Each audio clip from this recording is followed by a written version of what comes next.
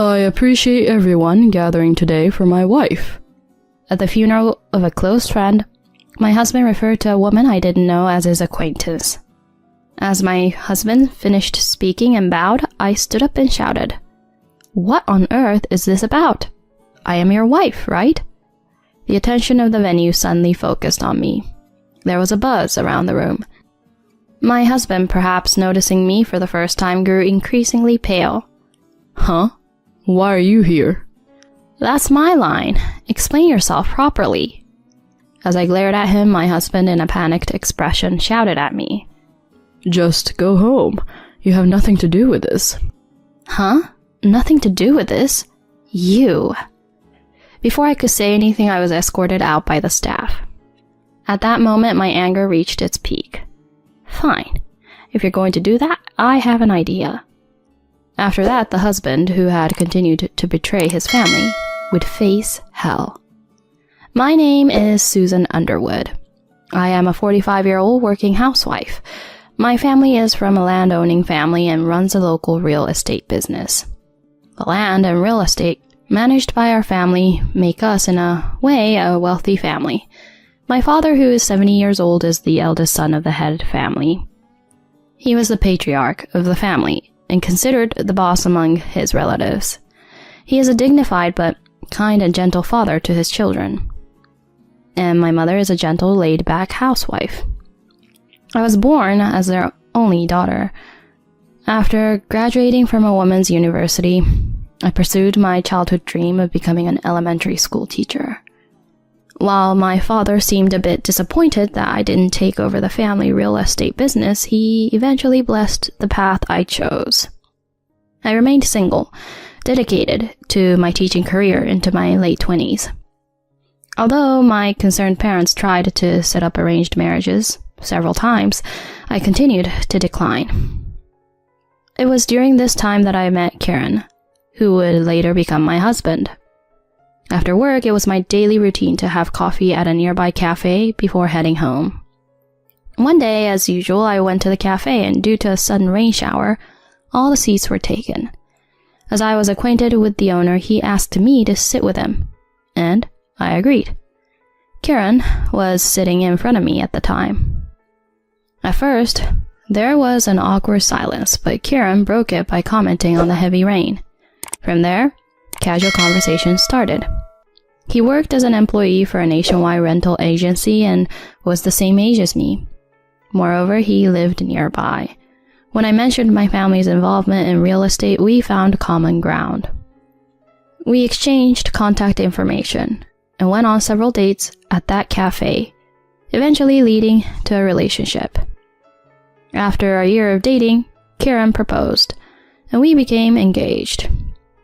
Bringing him to meet my parents, they were quite pleased, and my father said with a smile, I never expected Susan to have such a partner. I support the marriage. I'm really happy. Kieran responded nervously. Thank you, sir. I will make Susan happy. My dad, satisfied with Kieran's respectful response, then becomes serious.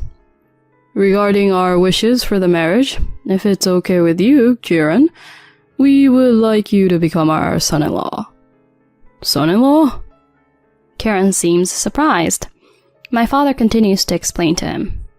Susan has no intention of quitting her job as a teacher, and ideally, we would like you to become the successor to our family company. You have qualifications in real estate, and I think it's not a bad proposition. After thinking for a while, Kieran tells my dad this. I'll have to ask my dad for his opinion. I cannot reply to you right now, but I will think about it positively. The following week, we went to Kieran's father to seek permission for the marriage. Kieran's mother had passed away early, leaving only his father at home.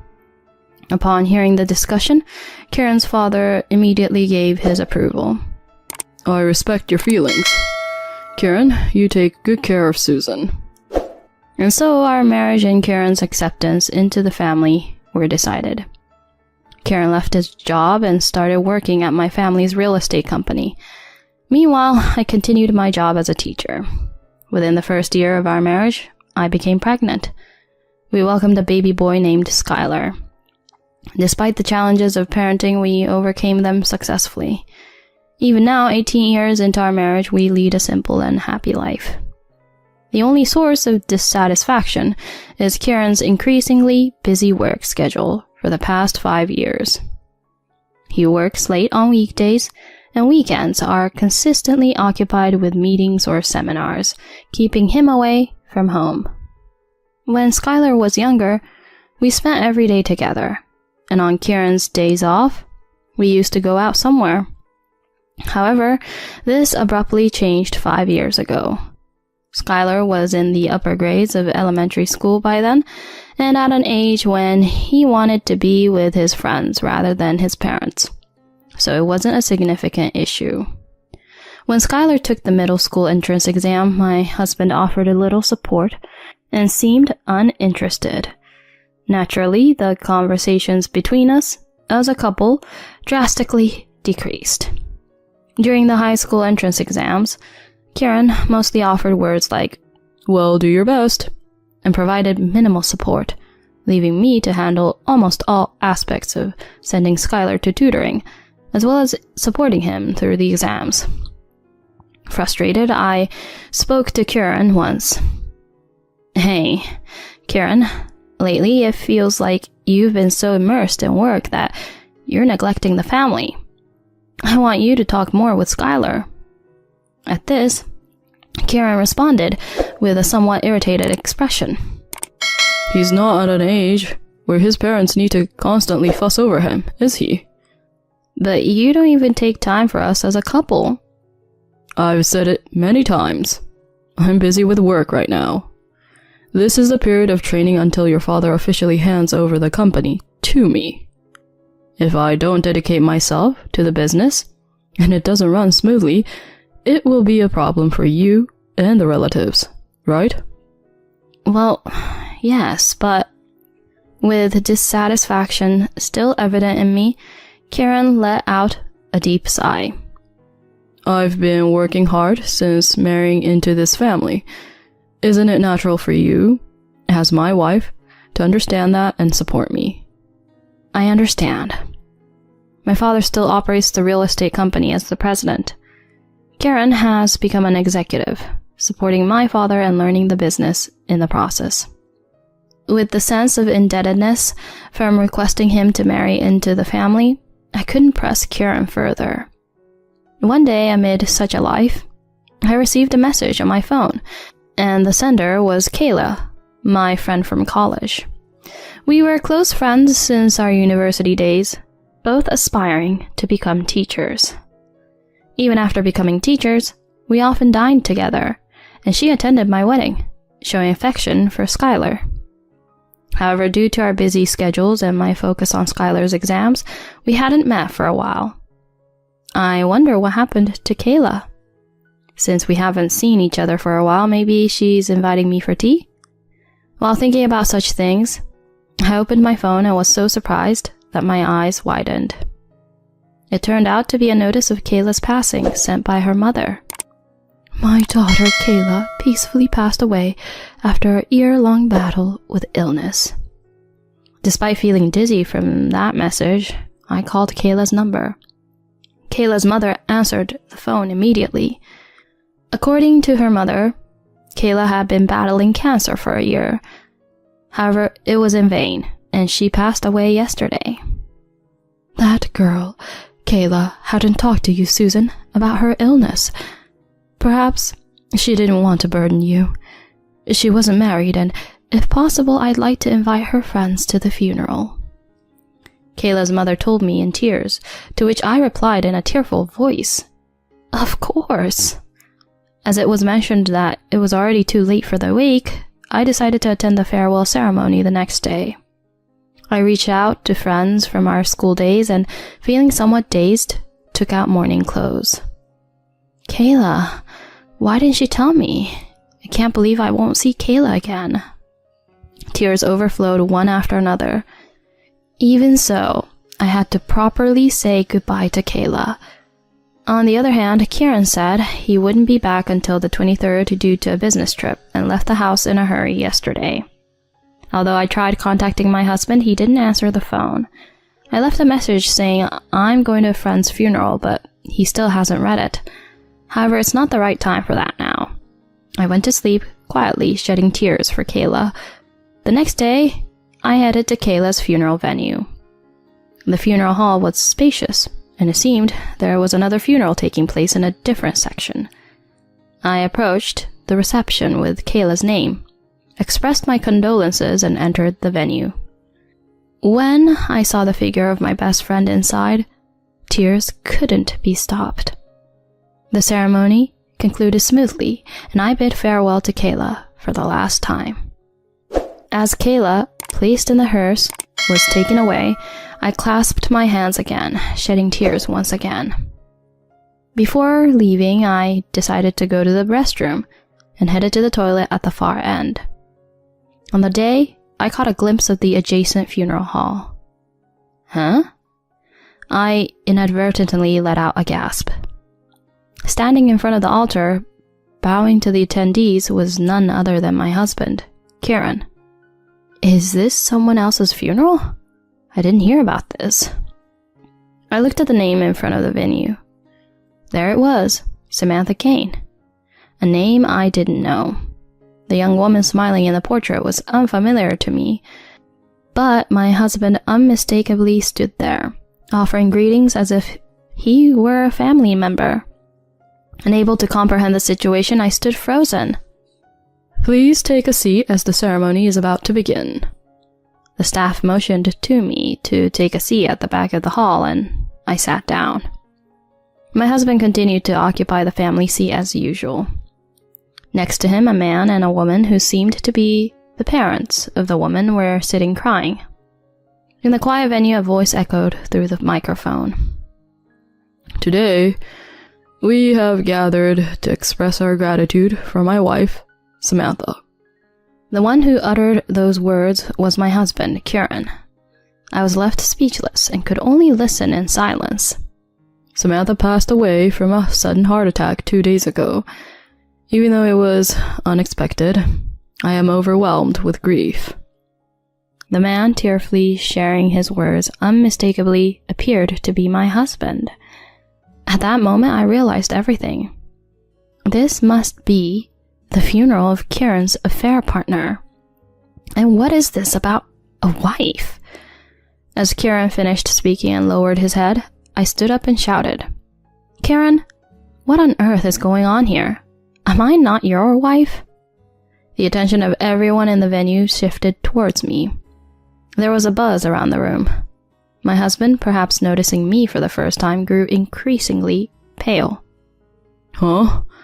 Why are you here? That's my line. Explain yourself properly. As I glared at him, my husband angrily yelled at me with a troubled expression. Just go home. You have nothing to do with this. Huh? Nothing to do with this? You... At that moment, Karen spoke through the microphone. I apologize for the disturbance. She is my ex-girlfriend from the past who has been stalking me. She has some mental instability and tends to have extreme misunderstandings. What?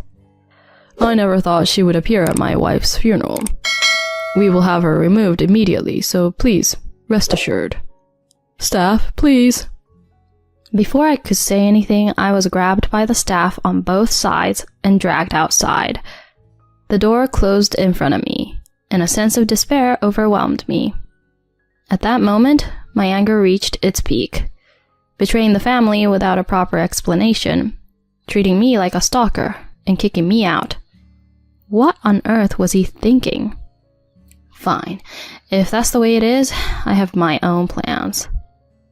1 hour later, I stood with my arms crossed at the top back entrance, waiting for the right moment. The door opened, and the coffin was placed in the hearse. Kieran, crying, tried to get into the passenger seat of the hearse. I immediately rushed out and grabbed his arm. Huh? Are you still here? Kieran wore a look of shock. and the surrounding mourners also looked at me with confusion.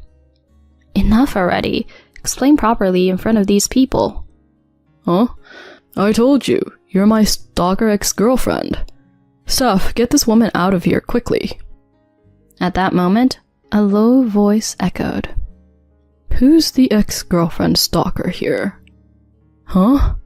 Dad? Kieran turned pale rapidly. Behind me were my parents, father-in-law, and many relatives, all glaring at him with crossed arms. What the hell is this? You, who is supposed to be my husband, have been reported as the husband of a stranger. So I gathered everyone here to make the announcement. To all the relatives, too. Skylar is at school, by the way. Kieran finally seemed to give in, slumping to the ground. An elderly woman in mourning attire, likely Samantha's mother, confronted him. Hey, Kieran, you're Samantha's husband, right? What is going on here? The funeral attendees became unsettled, creating a commotion. You're Samantha's mother, aren't you? Would you mind having a conversation? I approached her and suggested we stop the hearse to talk inside the hall, surrounded by a large extended family, his father, and my parents. Kieran was completely dwarfed and trembling. Ignoring Kieran, I explained the situation to Samantha's parents. Kieran and I got married 18 years ago and have a 16-year-old son. At that point, Samantha's parents began to speak as if abruptly leaving their seats. Kieran and Samantha got married 4 years ago. It seemed their relationship started when Samantha, a bookstore clerk, was approached by Kieran, a regular customer. When he expressed a desire to marry her, she initially opposed it, citing their age difference. However, upon realizing the genuine love between them, she eventually gave her approval. Due to Kieran's busy work schedule and frequent business trips, they could only meet on weekends, but Samantha appeared happy, until she passed away due to a heart attack the day before yesterday. Having heard everything, I glared at Kieran. How about you confess with your own words soon? Kieran finally resigned himself. He confessed to hiding his marital status and having been in a relationship with Samantha for 5 years.